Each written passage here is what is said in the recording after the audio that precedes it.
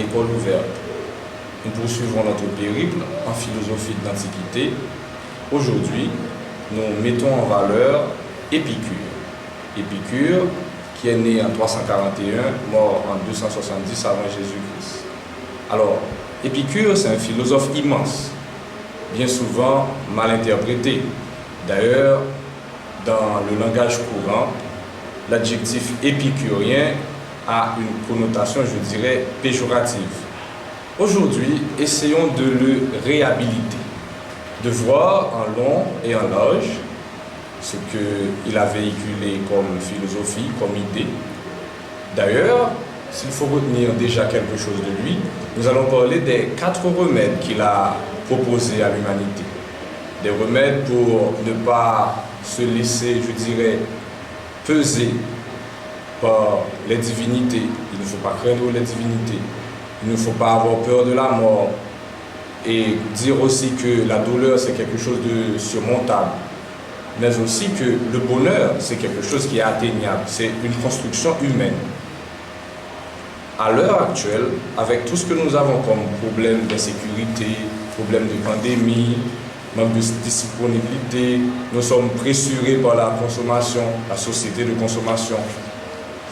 Les urgences nous empêchent de bien vivre. Épicure nous propose une philosophie qui est un remède pour l'âme. Oui, il faut penser à son âme, penser à sa vie intérieure. Nous sommes avec Woody Edmé, qui est ici pour partager quelques mots avec nous. Alors, je salue tous ceux qui suivent l'école ouverte. Je remercie ceux qui partagent ce travail. Je salue encore le docteur Jean-Michel qui nous a fait le bonheur de partager avec un groupe intéressant de personnes et qui nous ont fait l'honneur aussi de réagir. Je crois qu'il y a une des personnes qui nous a écrit pendant la semaine, qui s'appelle Madame Betty, je crois. Elle a parlé justement du bonheur personnel.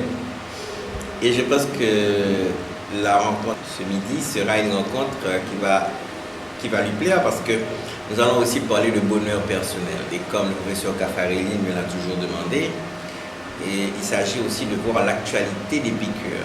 Parce que nous allons revisiter les écrivains de l'Antiquité, mais dans une perspective justement actuelle. C'est ça qui est intéressant. Donc la première chose que je voudrais dire, et le professeur Caffarelli l'a souligné, généralement quand on dit épicurien, c'est une femme épicurienne, c'est quelqu'un, c'est-à-dire c'est comme quoi c'est quelqu'un qui était vraiment déjanté. Alors que ce philosophe est beaucoup, mais alors là beaucoup plus profond que ce que ses détracteurs ont voulu faire croire. Parce que qu'est-ce qu'il nous dit, Épicure? Et je vous signale qu'Épicure est d'autant plus actuel pour nous que Épicure a publié ses œuvres dans une période où la Grèce connaissait le chaos, où justement il y avait une sorte de descente aux enfers, un peu comme nous le vivons là.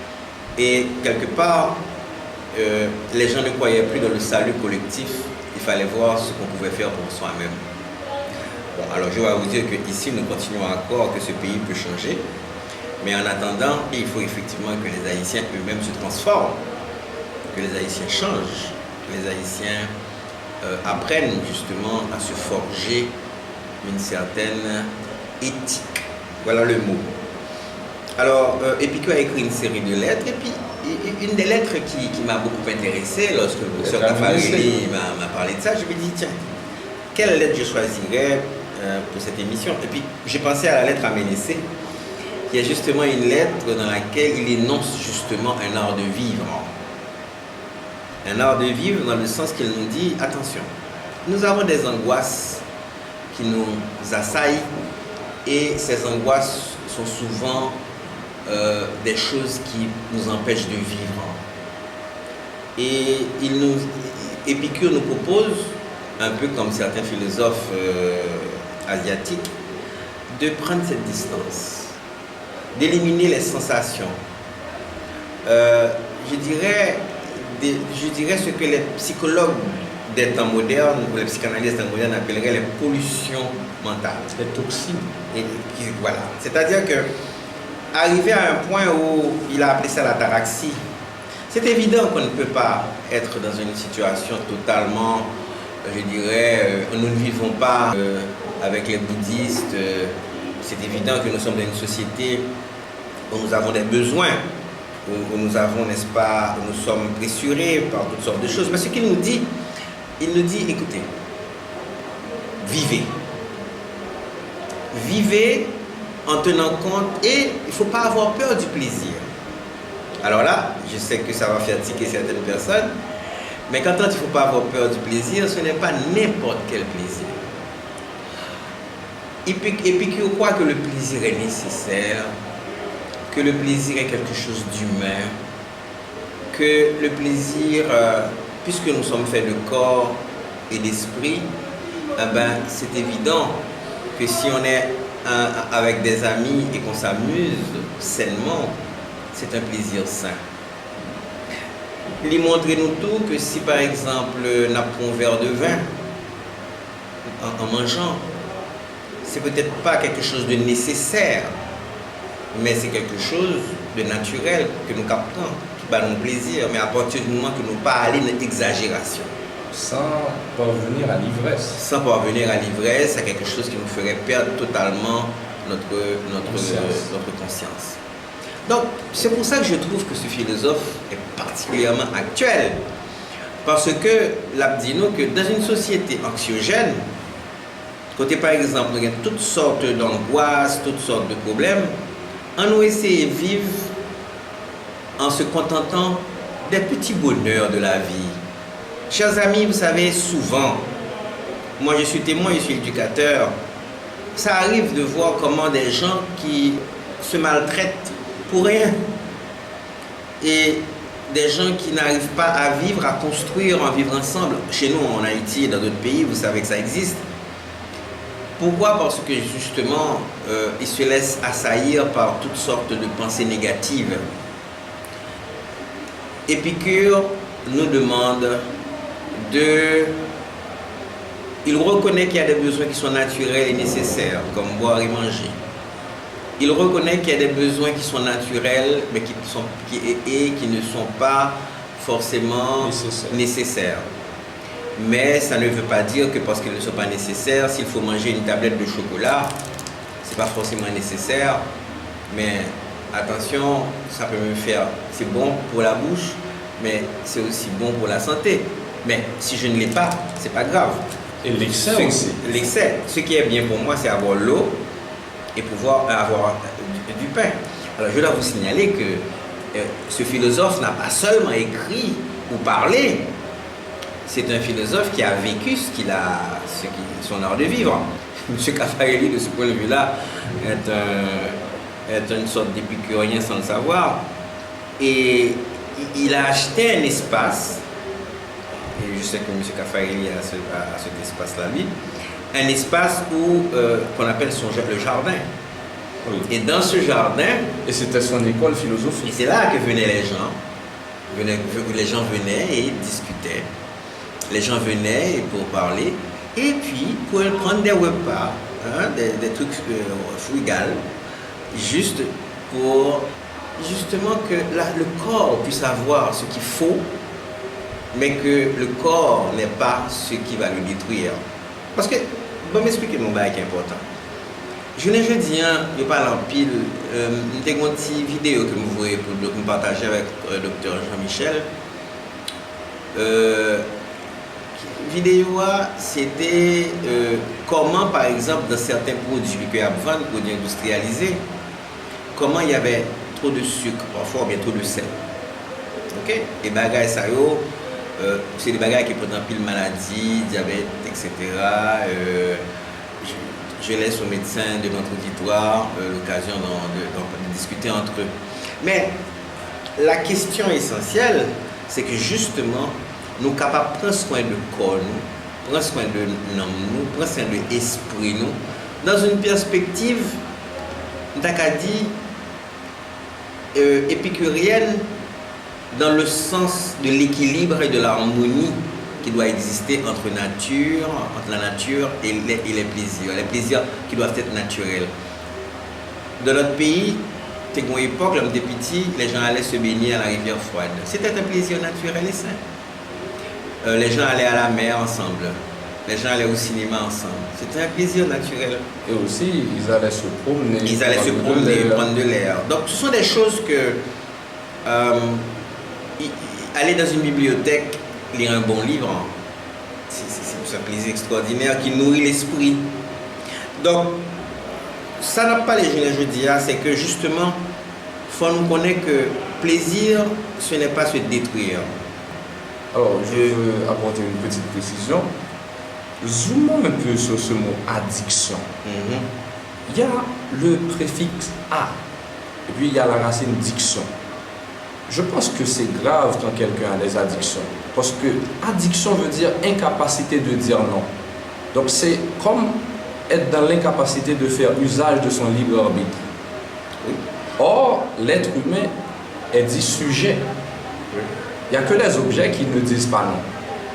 Et à ce moment-là, tu viens d'introduire un concept, c'est la perte de liberté. Voilà. C'est-à-dire, à partir du moment où on ne peut pas refuser, justement, on ne peut pas s'empêcher de ne pas boire, on ne peut pas s'empêcher de ne pas fumer, on ne peut pas s'empêcher.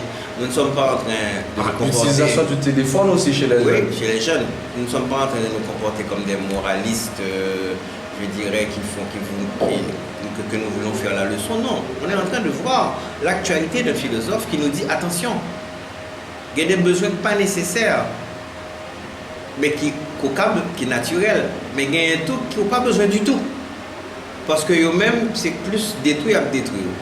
Donc, finalement, il y a des gens qui ont mal lu Épicure et qui ont voulu justement lui faire passer pour, je dirais, un bon viveur, un jouisseur.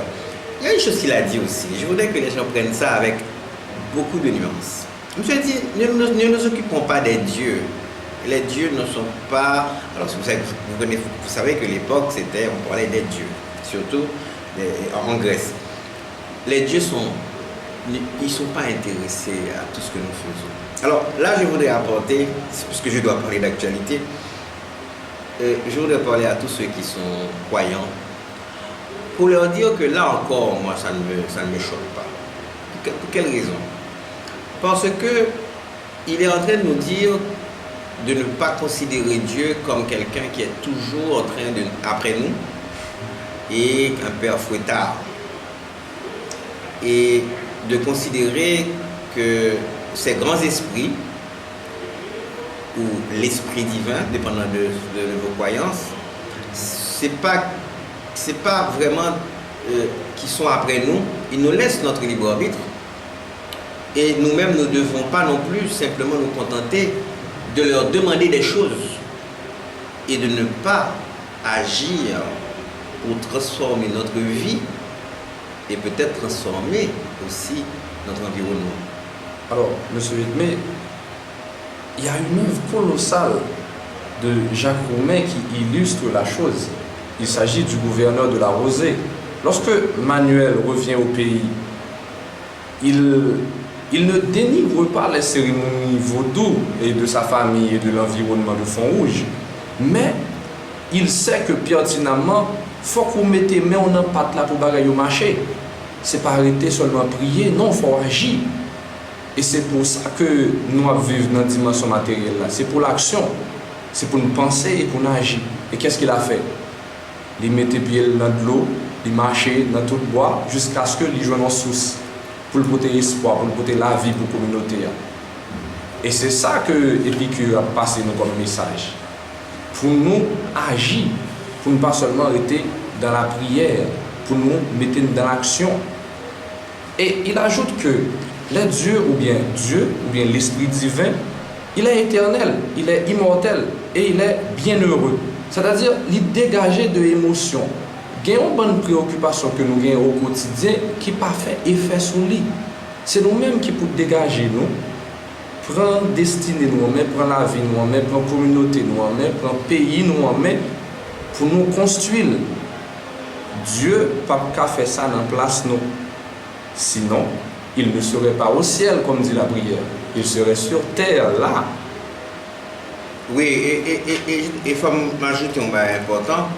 c'est que hier soir, nous avons suivi une émission, un webinaire, et qui était gagné là-dedans des gens qui ont parlé de comment vous prendre soin du corps et comment vous prendre soin de santé. J'ai trouvé ça intéressant parce que justement, Épicure disait que le bonheur, ça pouvait commencer un peu maintenant. Rien ne dit que tu dois attendre la mort pour justement pour vivre le paradis. Pour vivre le paradis. Nous capables si nous vivons bien entre nous, si nous établissons un minimum de sincérité entre nous, nous pouvons établir un espace de vivre ensemble qui est extraordinaire. Donc, je pense que quand j'ai écouté ces personnes parler et témoigner de ce qu'ils prenaient pour maigrir, des exercices qu'ils faisaient, de la santé du corps, etc., de comment ça leur permettait d'être mieux dans leur peau, j'ai trouvé que c'était intéressant et que ça allait dans l'actualité de ce qu'on allait faire ce matin. Et j'ai écouté avec humilité tous ces témoignages. Donc, moi, je dis nous deux petits bagages que Épicure dit, soyons heureux sur cette terre dès maintenant.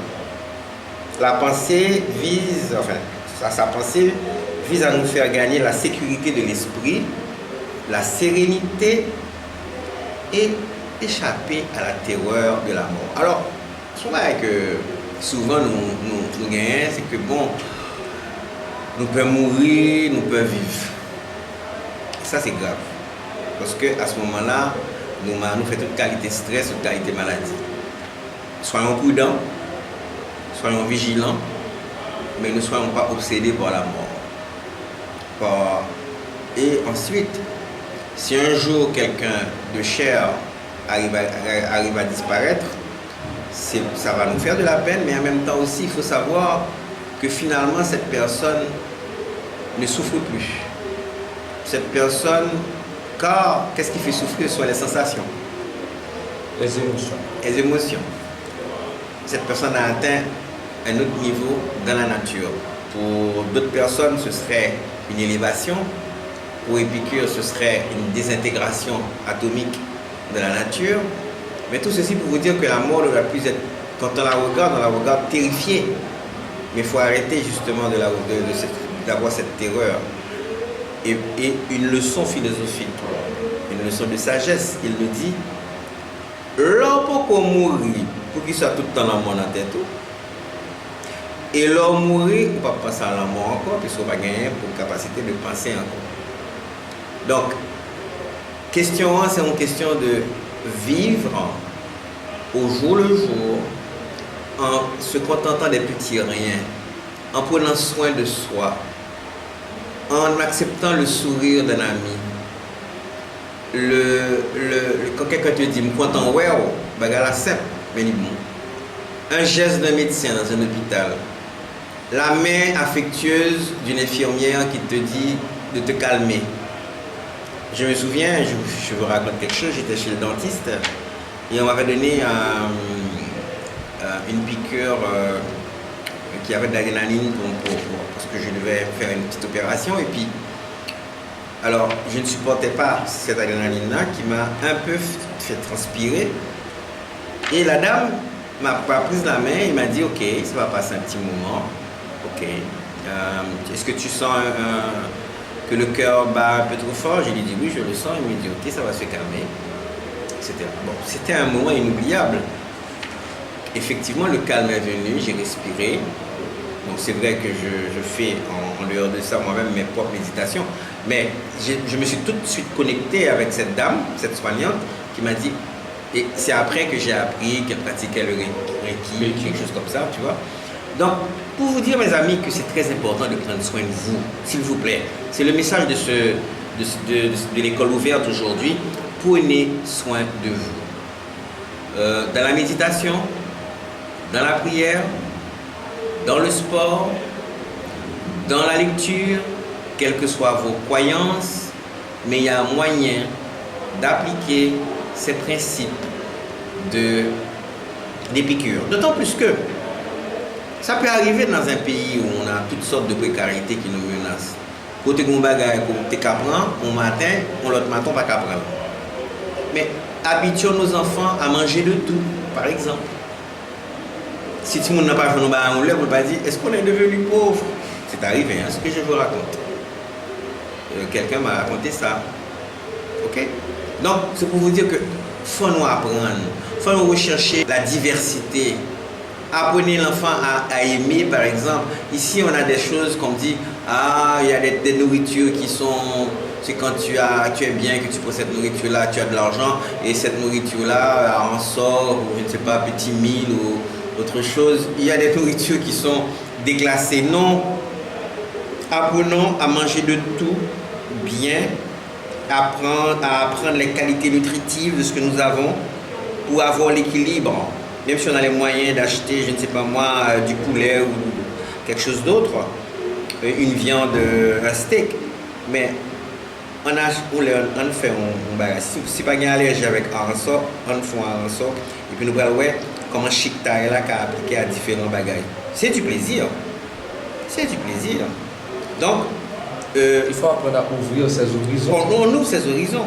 Et je dis souvent aux auditeurs avec qui j'ai l'occasion de parler souvent, et souvent des étudiants ou des écoliers, je leur dis souvent que quand vous ouvrez votre esprit, quand vous lisez, quand vous écoutez différentes musiques, eh bien, vous avez plus de plaisir. Parce que vous pouvez un soir... C'est plaisir sain aussi. Oui, un soir vous écoutez du jazz. Un soir vous pouvez écouter de la bossa nova. Un soir vous pouvez écouter de la musique haïtienne classique, traditionnelle. Parce qu'on compte musique. On soit tout, je n'ai rien contre votre rap. Il faut écouter votre rap. Oui. Bon, j'aurais aimé que vous écoutiez votre rap, peut-être dans la journée, le soir, ça va vous empêcher de dormir, mais je taquine les jeunes. Mais pour vous dire, mes amis... Ça a du sens. C'est encore une autre parenthèse. Il y a un domaine qui s'appelle la sonothérapie. Parce que les sons, ça renvoie les vibrations. Et comme vous avez peut-être appris ça en physique, on vous a parlé de fréquence qui est mesurée en Hertz. Donc chaque son émis, ça a une fréquence. Il y a des fréquences qui sont bonnes pour l'organisme, il y en a qui ne le sont pas. C'est pour ça qu'il y a des musiques qui peuvent vous aider à vous apaiser, à vous procurer de la joie. Il y en a qui est enregistré dans vos cellules, qui peuvent emmagasiner de la colère, de la rancœur, et puis le prochain qui s'amène, il peut éclater sous lui. Donc il faut faire attention. Attention, tu as raison. Alors je voulais comment dirais-je, être plus réservé sur leur musique. On respecte vos choix, mais comme a dit le monsieur Caffarelli, il y a vraiment des heures qui sont faites pour d'autres musiques, que c'est des musiques qui peut-être peuvent être trop éprouvantes pour les nerfs. Alors, je voudrais résumer, parce qu'on ne veut pas vous tenir longtemps, parce qu'on veut que vous profitiez au maximum de ceci, et que vous êtes déjà très occupés. Mais donc c'est pour ça que je vais faire un petit résumé, et le monsieur Caffarelli pourra faire une petite conclusion, pour vous dire, chers amis, qu'il faut rappeler qu'on vous a apporté Épicure ce matin dans l'école ouverte, parce qu'on a voulu vous parler dans ces moments difficiles de l'éthique qui élimine l'angoisse. On a surtout voulu aussi vous dire de vous débarrasser, de vous purifier des vaines peurs. La citation d'Épicure que je voudrais vous reprendre aujourd'hui, c'est « Tant que j'existe, la mort n'existe pas et ne me concerne pas. Quand je meurs, l'âme matérielle, elle aussi, comme tout le reste de l'univers, devient une fumée d'atomes. » Je vous signale qu'il ne s'agit pas de notre pensée. À l'école ouverte, nous ne prônons pas une philosophie donnée. Nous traversons des courants d'idées et nous les partageons avec vous.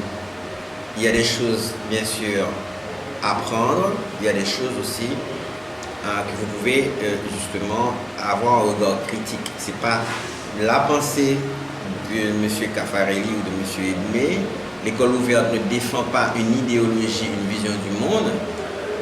La seule vision du monde que nous défendons dans l'école ouverte, c'est le partage, c'est la connaissance. La connaissance qui pour nous est un élément, un enjeu primordial pour les êtres humains. Donc, tous les plaisirs ne sont pas souhaitables, mais n'ayons pas peur du plaisir, faites-vous plaisir. Et surtout, ce qui est important, c'est la recherche de l'équilibre. En fait, je vous dis que le sage épicurien, ce n'est pas quelqu'un qui se gave, c'est pas quelqu'un qui s'enivre, c'est quelqu'un qui est capable de se contenter d'un peu d'eau, de pain et même de lait caillé.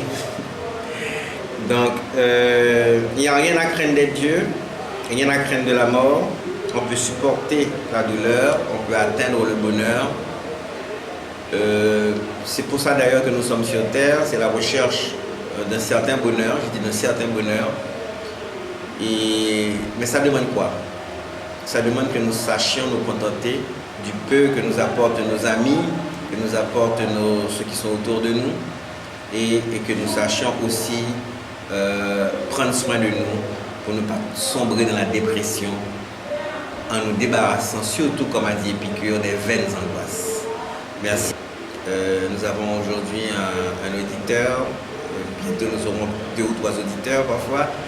Et nous avons heureusement le technicien de l'école qui est venu nous apporter un coup de main pour que ça soit mieux, pour que nous savions que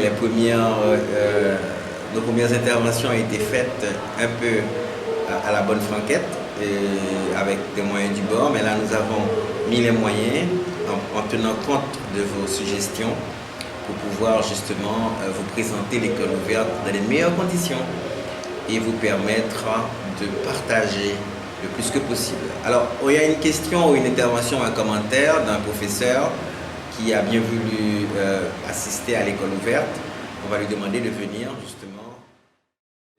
Je trouve que c'est une très bonne initiative de partager avec les autres des idées, des auteurs, mais aussi surtout des perspectives, de trouver de nouvelles idées qui peuvent nous aider à aller plus loin. Je voudrais souligner 3 choses.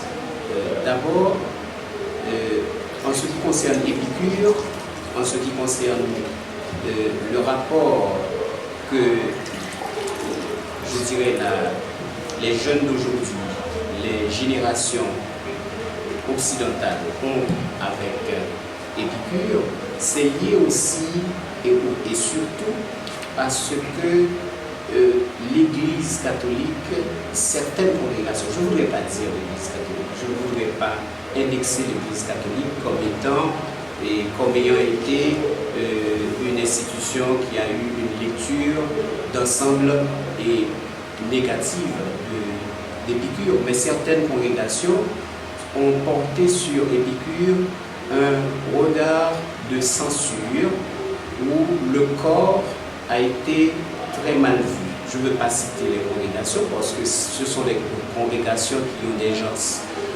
honnêtes aujourd'hui. Et je pense que les autres étaient des gens honnêtes, mais qui ont eu des lectures liées à la politique du temps de leur congrégation. Mais je voulais souligner aussi le fait que le désir, on ne peut aller vers le plaisir sans le désir. Et le désir, c'est un besoin d'altérité. C'est un besoin de l'autre. Et ce besoin de l'autre vous porte justement à avoir un rapport avec l'autre que l'on ne peut avoir que dans le plaisir. Le plaisir n'est jamais égoïste. Le plaisir, c'est toujours un partage de soi avec l'autre, quand vous mangez. Et le professeur Edmé vient de le souligner, vous mangez, mais vous partagez quelque chose avec la nature. La nature vous a fait don de quelque chose et vous y prenez du plaisir.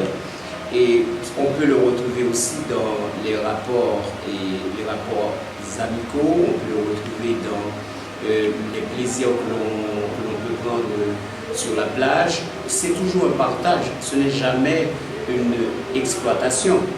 Et du désir au plaisir, nécessairement, on débouche sur l'admiration, c'est-à-dire ce partage, ce plaisir qu'on a pris vous porte à voir le bon côté des choses, vous porte à apprécier les autres, à apprécier les choses, à apprécier le monde.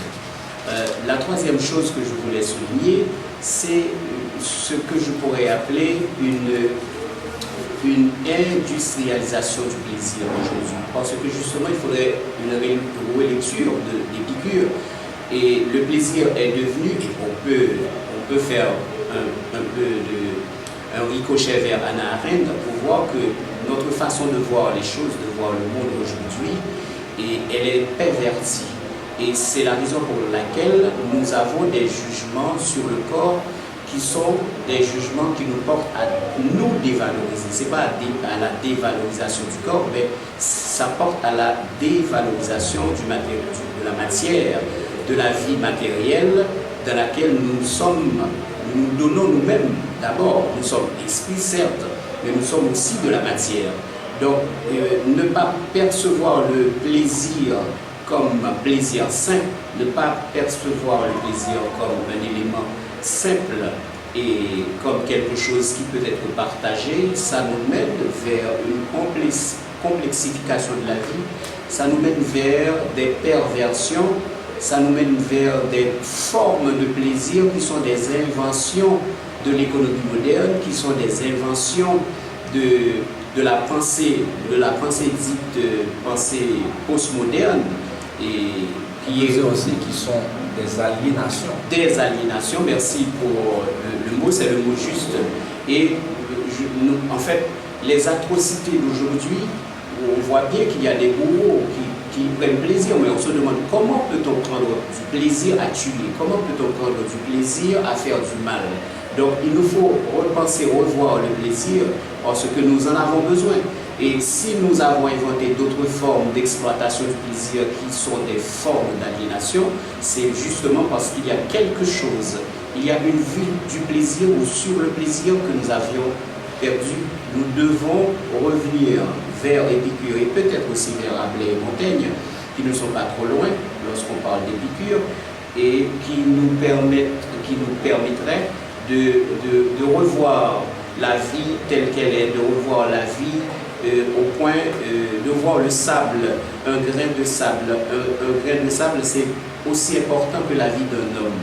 Il faut y aller de ce pas pour croire que la vie, elle est ce qu'elle est, elle n'est pas ce qu'elle est ou ce qu'elle sera après ma mort, elle est ce qu'elle est aujourd'hui et maintenant.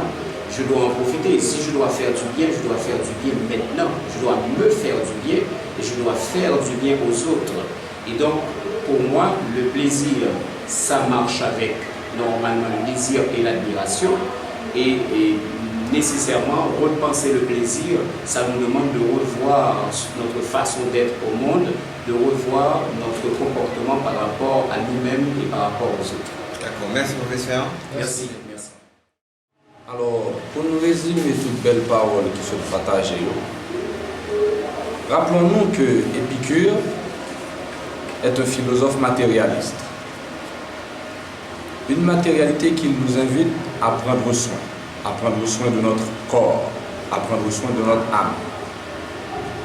Il initie une philosophie morale qui est de le faire à travers les plaisirs.